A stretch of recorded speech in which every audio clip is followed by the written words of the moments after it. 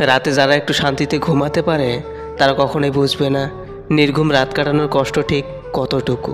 রাতের বেলায় ঘন্টা পর ঘন্টা কেটে যায়, তবু চোখে ঘুম আসে না, তীব্র কষ্ট, যন্ত্রণা আর একাকিত্ব নিয়ে কাটানো রাতগুলো যেন এক একটা বিভীষিকাময় হয়ে যায় কিছু মানুষের জন্য। না, ঘুমাতে পারার যন্ত্রণা ভয়াবহ, ভীষণ ভয়াবহ। 16 থেকে 28 বছর বয়সটা খুব অদ্ভুত, তাই না?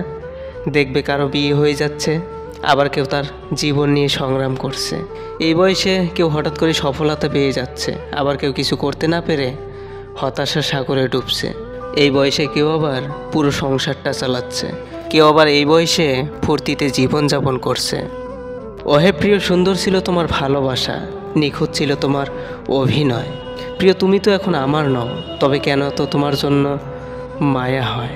তোমাকে পেয়ে গেলে হয়তো এতটাও ভালোবাসতাম না যতটা ভালোবাসি এখন তোমাকে হারিয়ে। তুমি বড্ড ভালোবাসার লোভী, ভালোবাসা পাওয়ার লোভে তুমি হারিয়ে গেছো।